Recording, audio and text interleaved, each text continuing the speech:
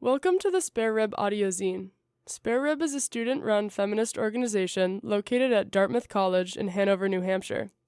This is a review of Season 2 of Netflix's Mexican thriller Dark Desire, written by Irina Sandoval from the Fracture edition, published summer 2022.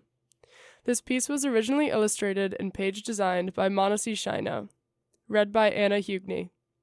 Special thanks to Dartmouth College Radio for lending Spare Rib their time and space, making this audio zine project possible. Content warning. Spoilers for Dark Desire and discussions of sexual violence.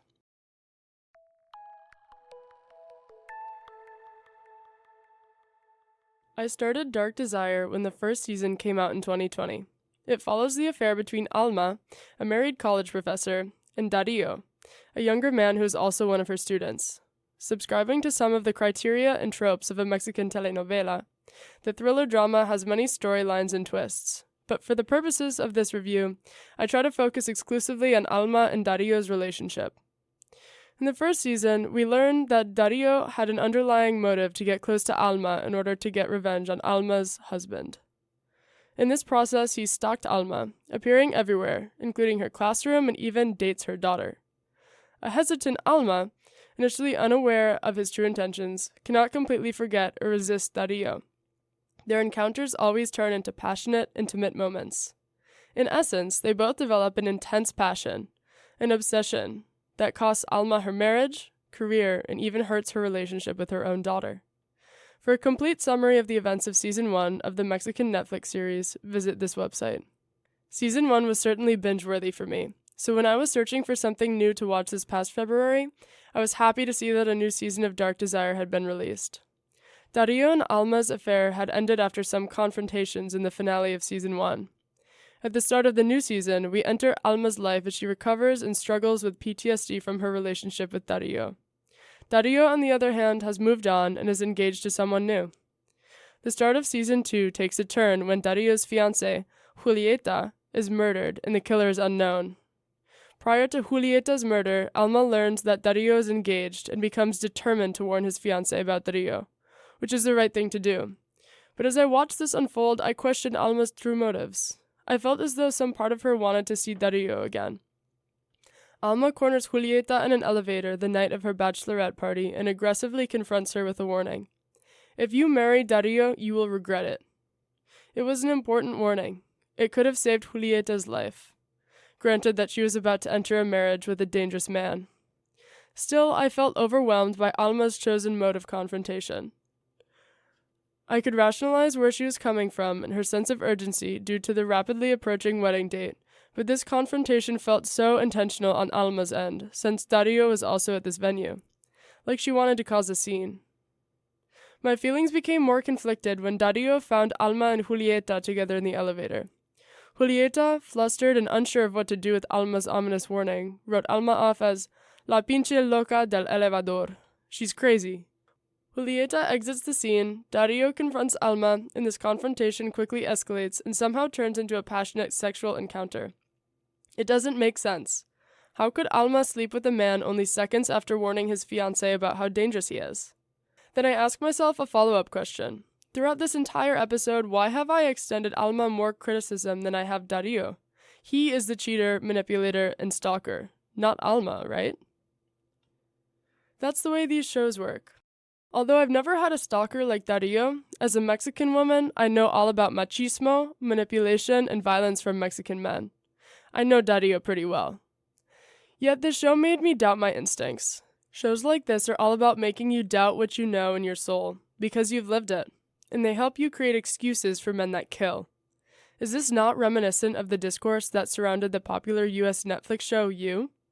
Following the elevator scene in Alma's sexual encounter with Dario, the rest of the night has a tremendous number of blank spots that the rest of the season fills in as we wonder, who is the killer?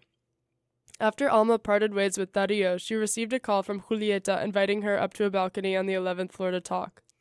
Alma runs up only to find that Julieta has fallen to her death and Dario is passed out on the floor. When he wakes up, he claims not to know anything. He has a deep scratch on his arm but can't explain it. I thought to myself, wow, he killed his fiancée. Alma believes him, though, and again, I am frustrated with her. The police incompetently try to solve what happened, and Dario is a prime suspect. Dario, being a skilled manipulator, has invented a story that someone is impersonating him. This story sounds ridiculous. We all know it was you, Dario. But as the season progressed, somehow I began to buy into this theory. Dario is manipulating us all, fictional characters and viewers alike.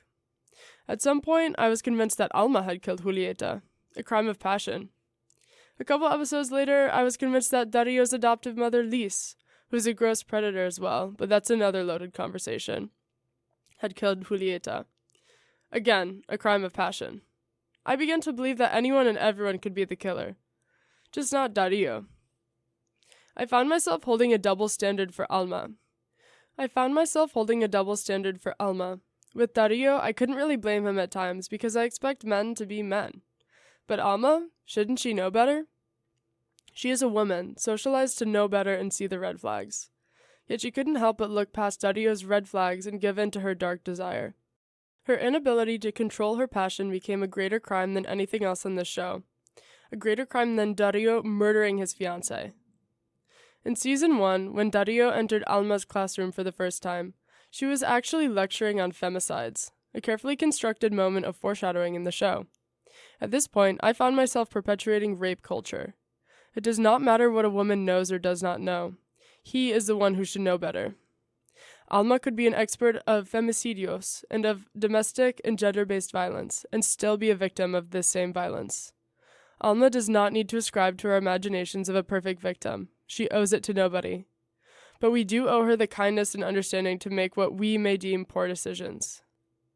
I will add that there are so many nuances to the dynamics of Dario's and Alma's relationship, specifically the age gap that may be rooted in Dario's inappropriate relationship with his adoptive mother as a teenager.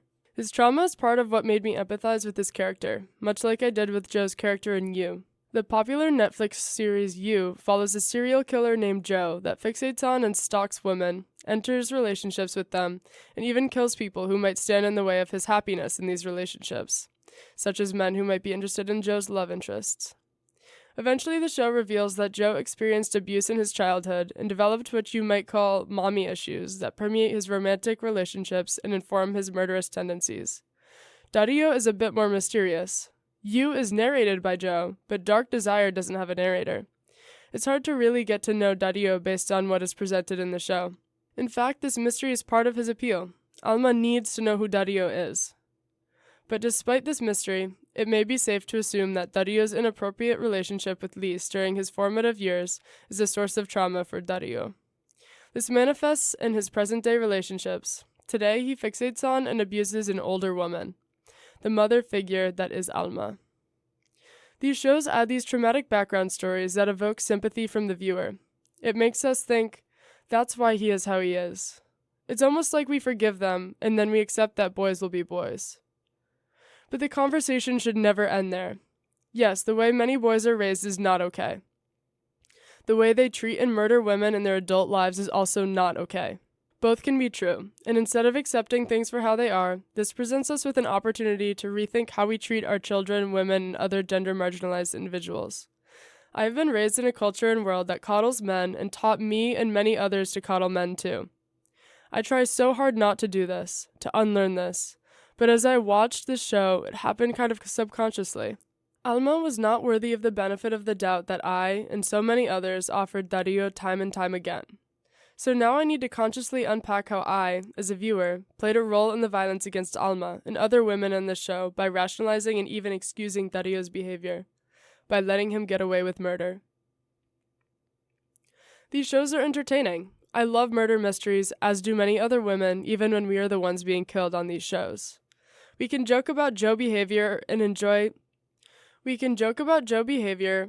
Dario's mystery and the steamy sex appeal of a show. But what happens when Joe is real? When Dario is real? These men are not figments of the imaginations of the people that write these shows. They're based on real men and the real violence that they enact on women and people of marginalized gender identities every day.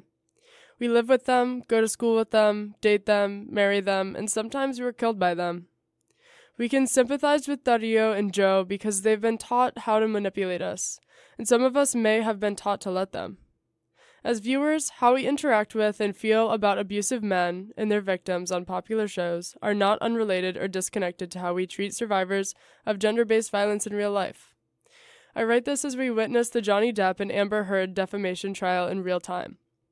As people consume this trial as if it were media, a show for their entertainment, people are treating Heard, a survivor of domestic violence, with little humanity. The way that we consume media matters and translates to how we treat people in real life. This is evident through what we witness on a daily basis via coverage of this televised trial. I suggest that when we watch shows like Dark Desire or You, we are mindful and critical of our viewing experiences and the biases our own reactions reveal, as these biases can cause real harm to others.